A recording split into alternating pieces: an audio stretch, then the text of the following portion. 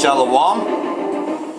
Al-Qaeda-affiliated Hayat Tahrir al-Sham continues to block humanitarian aid from government-held parts in Syria to its areas in the northwestern region of Greater Idlib more than a week after the devastating earthquake. Greater Idlib was badly affected by the February 6 earthquake, which left more than 41,000 people dead in both countries. Around half of the 5,000 casualties reported in Syria were within the region. After the earthquake, the Damascus government immediately announced its readiness to deliver aid to victims in Greater Idlib via the Sedekib crossing in the southern Idlib countryside. The United Arab Emirates joined in on the plan, offering to provide aid for the region in coordination with the Syrian Red Crescent. After lengthy talks, the United Nations confirmed on February 12 that HTS is blocking aid to Greater Idlib. A spokesman for the UN told Reuters that there are issues with approval by the terrorist group. Meanwhile, a source in HTS told the news agency that the terrorist group would not allow any shipments from government-held parts of Syria and that aid would be only coming in from Turkey to the northwestern region.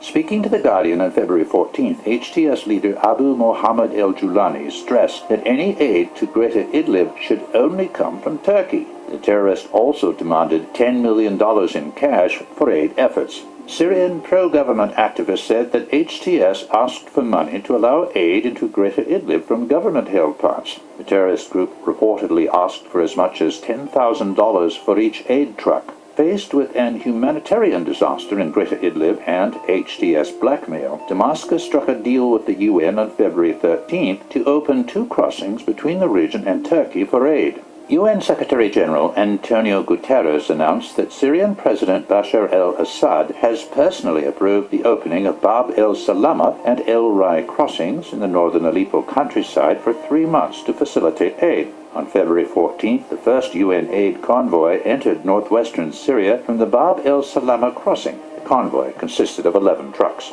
Despite Damascus's efforts to facilitate aid to quake-hit opposition areas, the mainstream media continued to accuse the government of blocking or hindering aid. At the same time, the mainstream media completely ignores HTS's attempts to pocket from the humanitarian disaster, its decision to put politics over aid, and its complete lack of care for civilians in its areas. HTS's poor response to the earthquake provides yet another reason why Greater Idlib should not remain in the hands of the terrorist group, who appear to only care about money and power.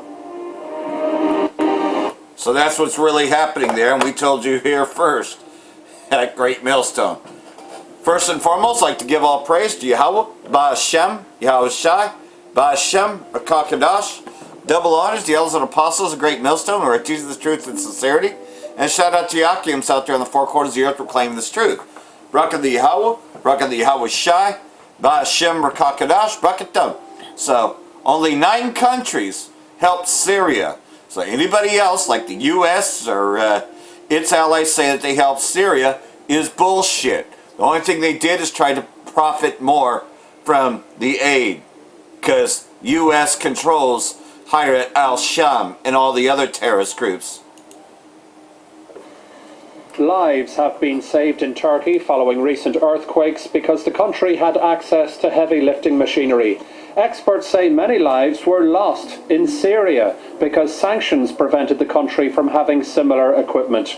The catastrophe has just been debated in the European Parliament. Following the disaster, I contacted one of the largest aid agencies in Syria. I've spoken to Italian agencies and other NGOs. They all told me that the EU sanctions present an obstacle to humanitarian work. European Commission officials told legislators that just 9 of the EU's 27 member states have supplied Syria with support. 21 have scrambled to help Turkey. The Commission also allocated an additional 3.5 million euros in emergency humanitarian funding to help our partners address urgent needs in Syria. This 3.5 million euro for Syrians pales into insignificance when compared to the 67 billion euro spent by the EU on Ukraine during the past 11 months. Experts have been saying for years that the bloc lacks unity when it comes to Syria. Countries are acting in their own way. There is no coordinated action. And this is one of the reasons that we're faced with this very big crisis, this mega crisis. Efforts by Western nations to overthrow President Bashar al-Assad have failed. Critics say interventionism has brought misery to millions of innocent people in the country. Some lawmakers want the pressure to be paused. In Syria, there are sanctions. We don't want to see more people die in the cold. They don't have medicines. We must put politics aside and human life first. It's been announced the EU will host a donors summit next month to gather money for the earthquake-hit regions. Political commentators are claiming it's already obvious that the vast majority of the money raised will go to Turkey, not Syria. Jerome Hughes, Press TV, Brussels. So there you have it. That's what's really going on. And you probably could figure that out because Syria is considered an enemy because they didn't topple Assad like they wanted to. Indoor pet dies from vinyl chloride glass emanate from toxic Ohio train derailment, which you won't catch this on the mainstream. No.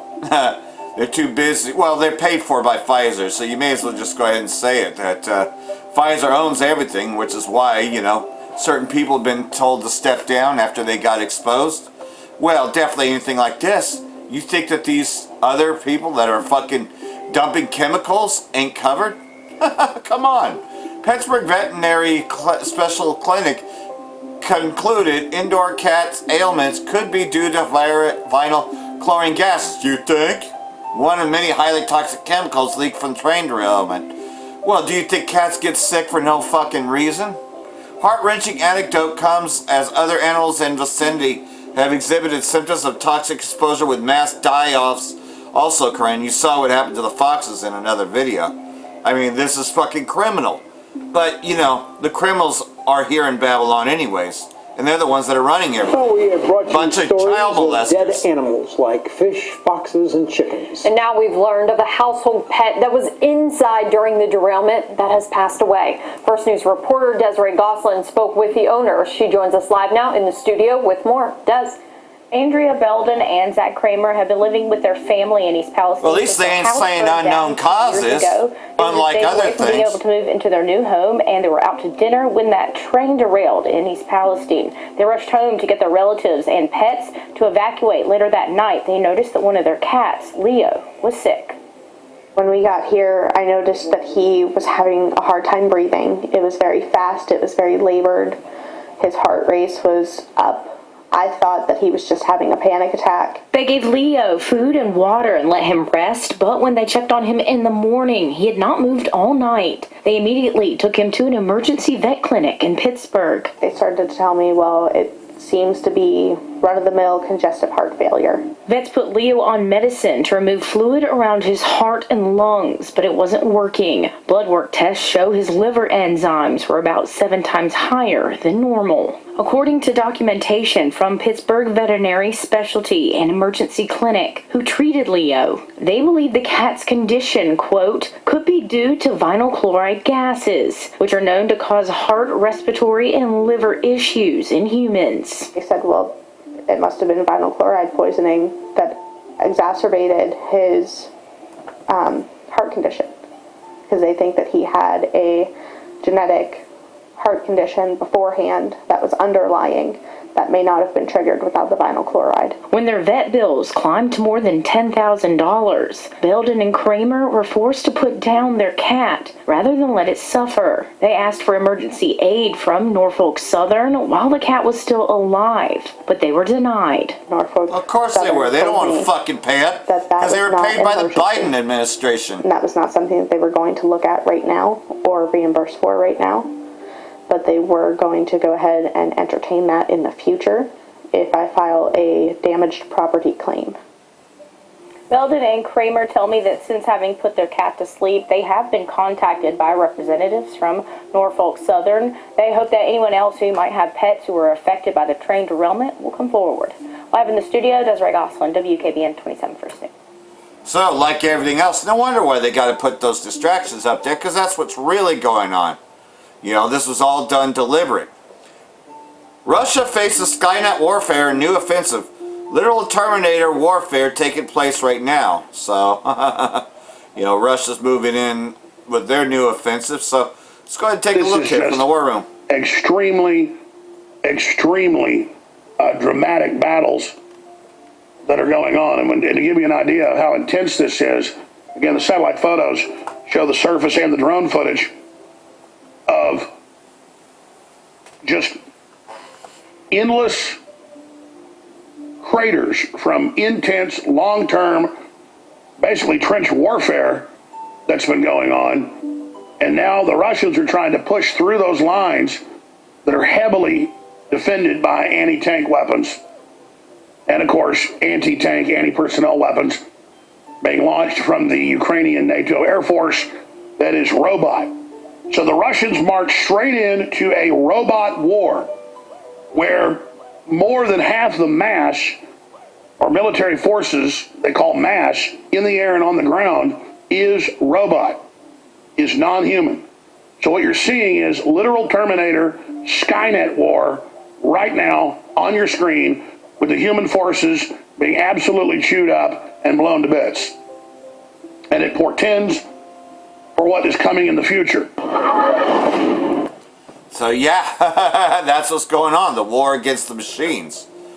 Support for terrorist criminals constitute imperishable part of U.S. foreign policy.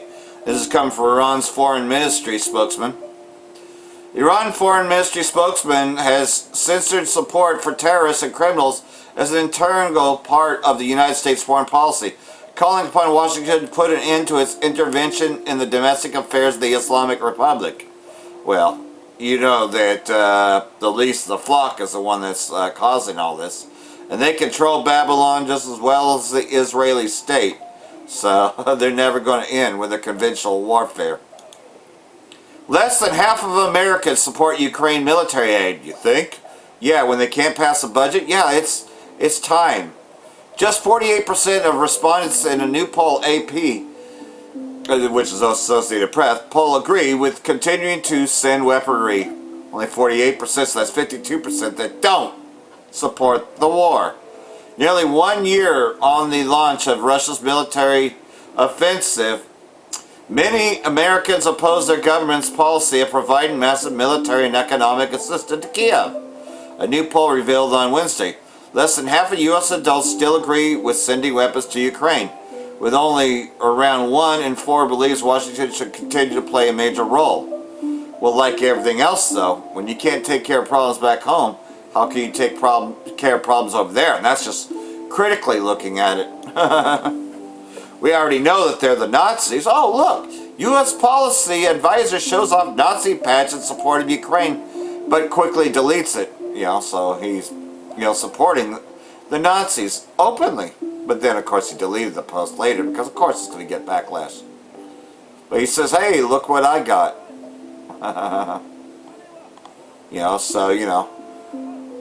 What it's like seeing Nazis elsewhere, but where they really are.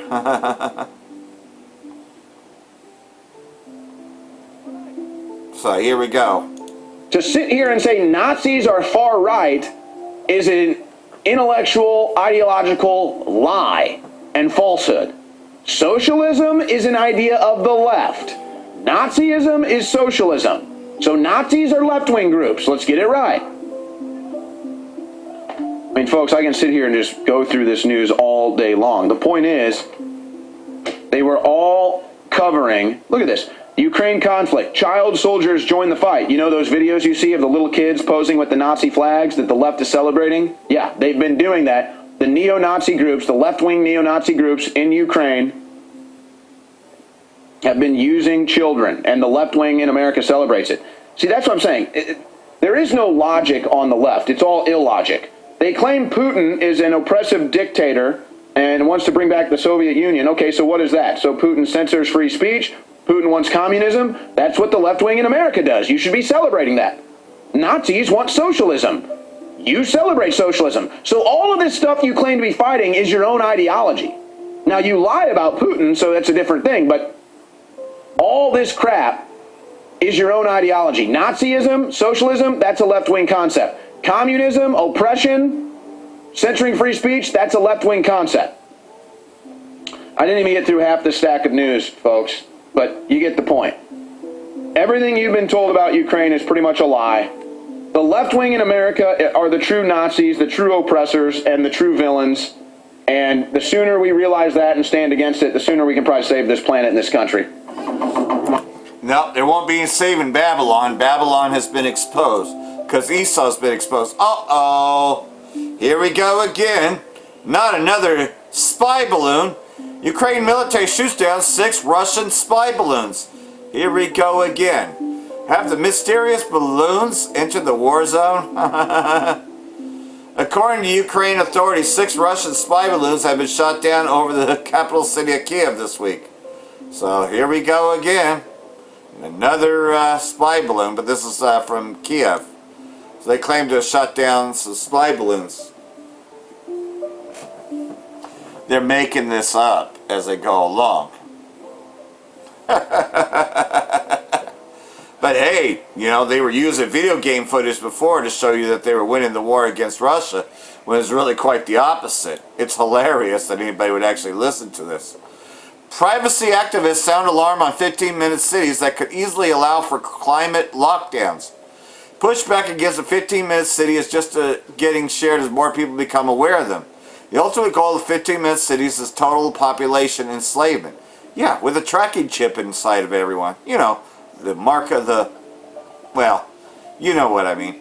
Skeptical privacy activists are picking up urban architects planning to develop 15-minute cities, claiming the supposedly convenient projects could allow social controllers to more easily impose medical or climate lockdowns. A 15-minute city or a 15-minute neighborhood is defined by the Canadian city of Ottawa as compact, well-connected places with a clustering of a diverse mix of land uses.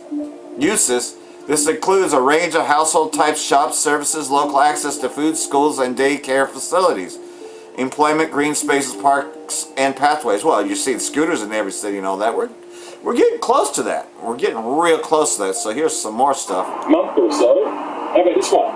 People counting. You want to take a deep dive into your dystopian future under the digital surveillance state? It's right here. This little board here tells you how many times people have come through the park. Essentially, it tells you how many unconnected Wi-Fi devices there are in. So that would be everyone's phone. This is telling you how many people are in the park at the moment. So once again, imagine a lockdown scenario, another emergency, another COVID outbreak, or monkeypox, or monkey bite, whatever you like, you name it, we'll make it up. 6 devices in this park at the moment. That's down 50% for normal. Your local government, your state government, your federal government might want it to be none. And this will tell you, these sensors up in this light, the Wi-Fi connections, they're all interlocked. There will be facial recognition cameras in there. So, you know, don't think you're just going to leave your phone at home. The cameras will pick you up in future. All seems very innocuous, but the reality here is what we are seeing is the very real and very, very, in my view, concerning future for how we go. These areas are all going to be geo-fenced, and there's going to be more data about you out there and what you do per day. And I hear people saying, I've got no problem with any of this, I don't do anything wrong. Well, that all depends on whether or not your government has the same viewpoint as you. And we've seen this played out in the last 18 months through the COVID period. I've got to tell you, I don't like this at all. Looks pretty innocuous, but to me, there's a bigger, badder future that comes with it. Make sure you're thinking about this, make sure you're talking to your friends about it, and make sure you're telling your politicians that you don't want a social credit style system like currently rolling out over in China with the CCP. We don't want to go anywhere near this. You know that's what's bad coming. Feelings is where the we're CCP. CBDCs. That's what's all coming. That's what the future is. You will not be able to buy or sell. Pretty much, you don't go along with them. You don't worship the beast in his image. You don't receive you're not going to be able to access anything. You won't have anything. Pentagon insider confirms deep state coups.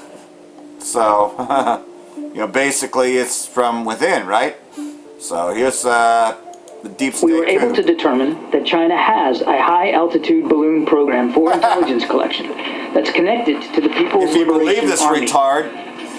It was operating during the previous administration, but these guys are fucking liars. We always have been, always will. We tracked it.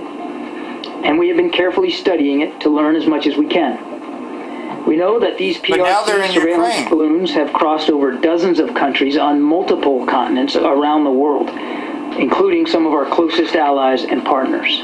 Yeah, like Ukraine, the Nazis. That at this time, these balloons have provided limited additive capabilities to the PRC's other intelligence platforms used over the United States. But in the future, if the PRC continues to advance this technology, it certainly could become more valuable to them. So they weren't telling Trump about operations, but they are telling Biden. I remember Trump complaining that he started having to keep operations secret and compartmentalizing them when he wanted to launch something because the word was it was getting sabotaged. Well, I do want to say to all the listeners out there, so, at the 06, at the colonel or Navy captain level and below, I think by and large they're patriots and they deeply care about the country. I think there is somewhat of a struggle over information and understanding what the truth is, and people want to deeply believe in their country and their leadership. But once you start getting above that captain, colonel, the 06 level, they start to chase that ring of power. I kind of liken it to the ring of power, and it's that they start to get a little bit corrupted. Not all of them, but there's a significant percentage, I think, that very much wants to please their political masters instead of serving the country that they pledged allegiance to. Well, like everything else, though, yeah, it's about worship of the beast and his image. And so we know what the consequences are for worshiping the beast and his image, which is pretty much just going along with everything, being a part of the New World Order, And again, without the CBDCs, you're not going to be able to buy or sell.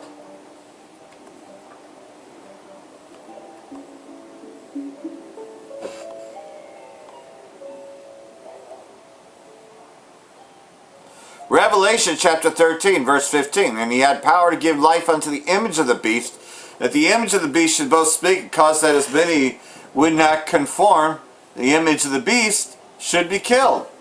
Be cut off, pretty much. Ousted. So you don't want to go along with them and all that, you're going to be cut off in that day. And he causes all, both small and great, rich and poor, free and bond, to receive an implant in their right hand or in their foreheads, and that no man might buy or sell, save he that had the implant, or the name of the beast, or the number of his name. Well, there's a word right there that you might be able to get away with here on YouTube, right? Because I'm just practicing. So no man might buy or sell, save he that had the implant, or the name of the beast, or the number of his name. So you don't bow down to them, you're cut off in that day. So hopefully this has been edifying. And it's on to the next one. Shalom.